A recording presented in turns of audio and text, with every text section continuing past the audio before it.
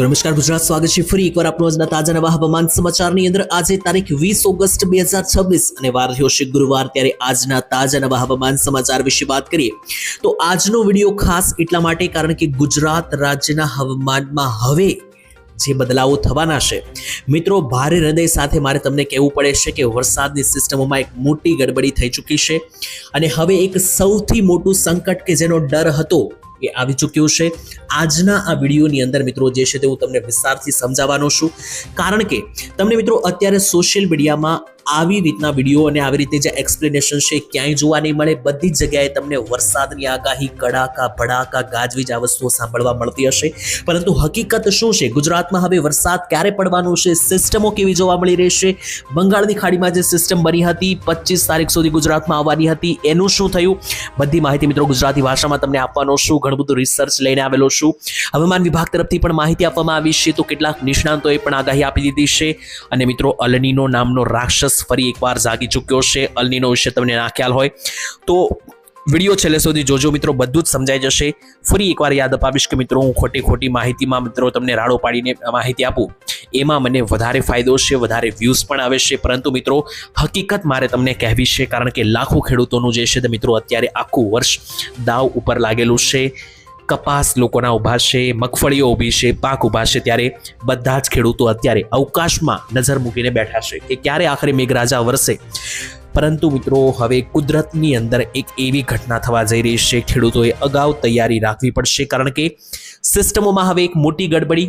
ચોમાસાની વિદાયના સમાચાર પણ ગઈકાલે ખૂબ વાયરલ થયા, આનાથી પણ લોકોના એક ડર બેસ્યો છે।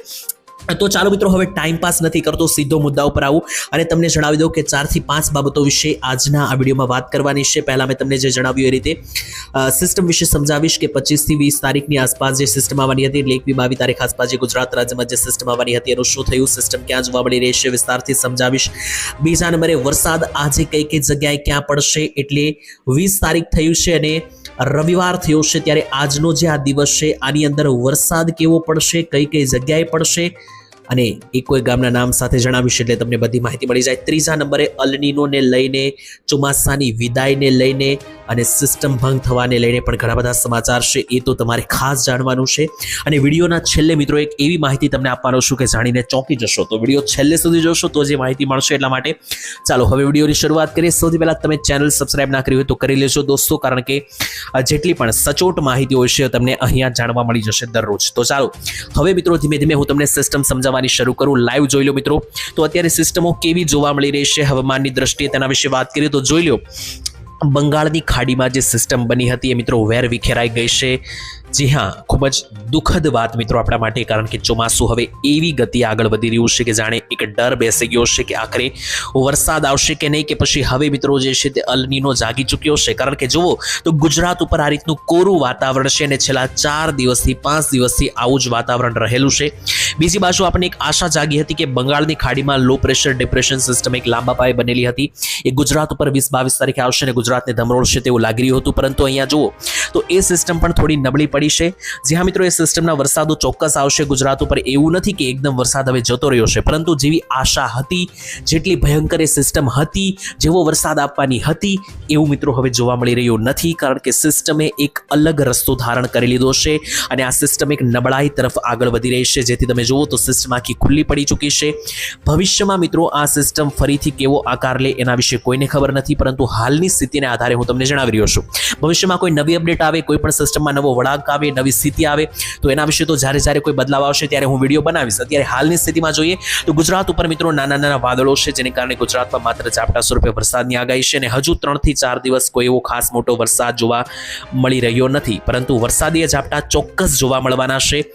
નવી સિસ્ટમ જે છે તે મિત્રો ગુજરાત રાજ્યમાં 25 તારીખ સુધી તો આવે તેવું લાગી રહ્યું નથી, જોકે કોઈ નવી ઝડપ પકડશે અને આવનારા સમયમાં કોઈ નવો ચમત્કાર થશે તો હું તમને ચોક્કસ જણાવીશ, પરંતુ અત્યારે હાલ જેટલી પણ અહીંયા વેધર મોડેલો જણાવી રહ્યા છે માહિતી, તેને આધારે જુઓ તો ગુજરાત રાજ્ય પર માત્ર નાના વાદળો છે અને બંગાળની ખાડીમાં પણ જે સિસ્ટમ હતી એ જુઓ અહીંયા ચોખ્ખી નબળી પડતી જોવા મળી છે। તો હવે આગળ શું થવાનું છે કોઈને ખ્યાલ નથી, પરંતુ આપણે થોડી ઘણી માહિતી હવામાન વિભાગની માનીએ, નિષ્ણાંતો જે કહી રહ્યા છે એ આપણે માનીએ તો જોઈ લો। ચોમાસાની વિદાયને લઈને પણ ગઈકાલે એક સમાચાર ખૂબ વધારે વહેતા થયા હતા અને વાત કરીએ તો હવામાન શાસ્ત્રીઓએ ચોમાસાના અકાઈ વિદાય અંગેની અટકળોને ફગાવી દીધી છે. જી હા મિત્રો, ભારતનું જે હવામાન વિભાગ છે તેમણે પણ માહિતી આપી દીધી છે કે હજુ હમણાં ચોમાસાની વિદાયની કોઈ પણ સંભાવના નથી. જી હા મિત્રો, ચોમાસું ભલે નબળું પડ્યું હોય, સિસ્ટમો ભલે નબળી પડી હોય, એનો મતલબ એવો નથી કે ચોમાસાનો અહીંયા અંત આવી ગયો, કે ચોમાસાએ વિદાય લઈ લીધી. ના મિત્રો, હજુ એવું નથી. હજુ ગુજરાતમાં નહીં તો પણ મિત્રો 1 થી 1.5 મહિનાનો વરસાદ બાકી છે. 1 થી 1.5 મહિનાનો વરસાદ હજુ પડવાનો છે. સિસ્ટમો ચોક્કસ નબળી પડી છે. ભવિષ્યમાં કેવો આકાર લેશે તેના વિશે પણ વાત કરી તો અંબાલાલ પટેલે આના વિશે મિત્રો 2 મહિના પહેલા જ કહી દીધું હતું. અંબાલાલે કહ્યું હતું કે ઓગસ્ટ મહિનાના એન્ડમાં અથવા સપ્ટેમ્બર મહિનાના શરૂઆતમાં અલનીનો જાગશે. મિત્રો જુઓ, અલનીનોની અસર અહીંયા થઈ ગઈ છે.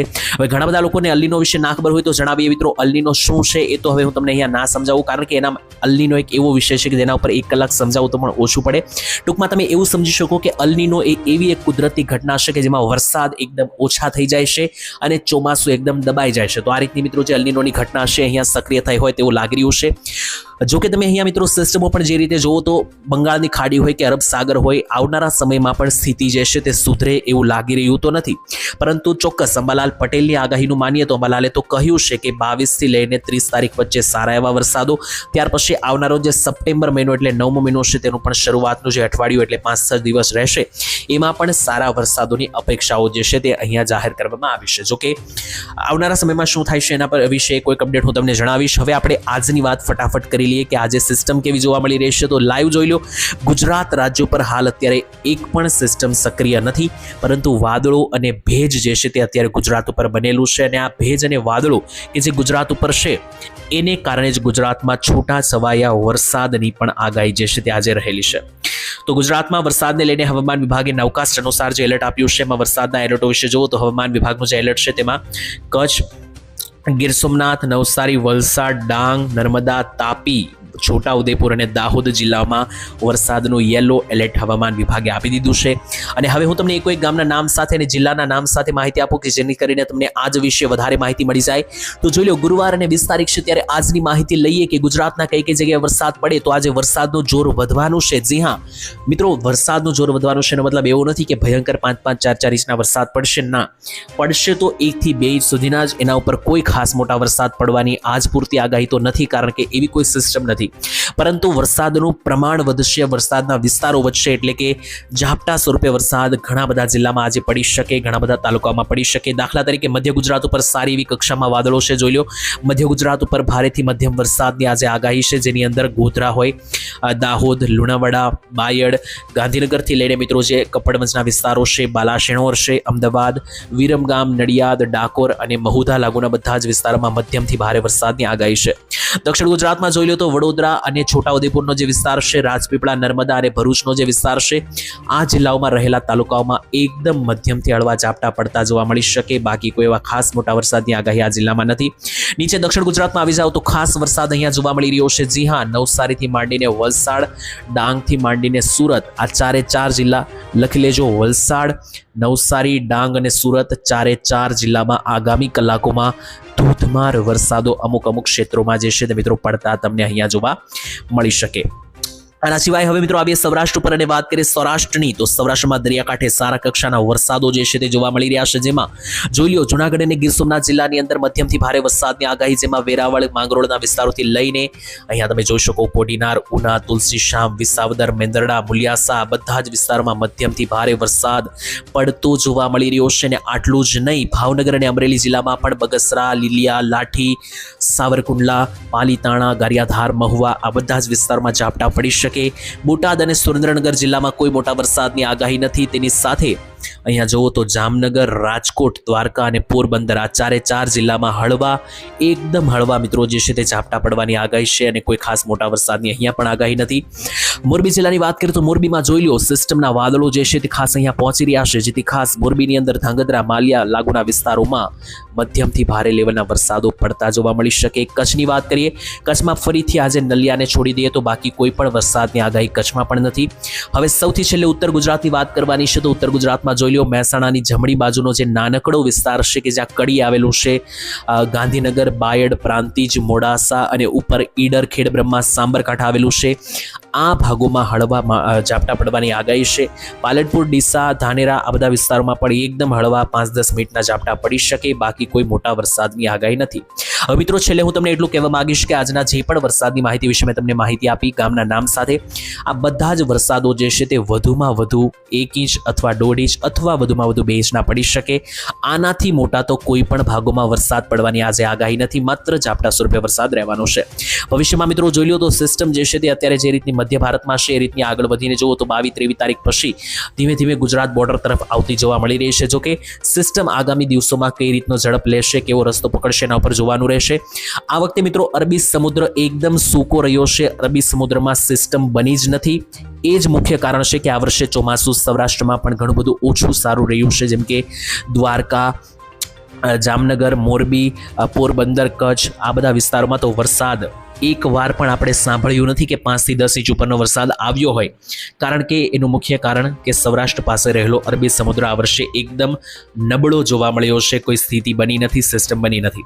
મિત્રો હવામાનની દ્રષ્ટિએ આગામી સમયમાં ફેરફારો જે થવાના છે ખૂબ મહત્વપૂર્ણ રહેવાના છે. આના વિશે સાચી સચોટ માહિતી તમને આ ચેનલ ઉપર જ મળશે. તો ચેનલ સબસ્ક્રાઇબ ના કરી હોય તો મિત્રો અત્યારે ચેનલ સબસ્ક્રાઇબ કરી લેજો, કારણ કે આવા ઉપયોગી વિડીયો અહીંયા તમને મળતા રહેશે. તો કાલે ફરી મળીશું, ત્યાં સુધી દરેક લોકો હવે આજ માટે જે છે તે રજા આપશે. કયા ગામથી વિડીયો જોયો કોમેન્ટમાં લખવાનું ભૂલતા નહીં, અને વિડીયો પસંદ આવે તો લાઈક કરી દેજો. આજ માટે આટલું, કાલે ફરી મળીશું, ત્યાં સુધી ધન્યવાદ. જય માતાજી, જય દ્વારકાધીશ.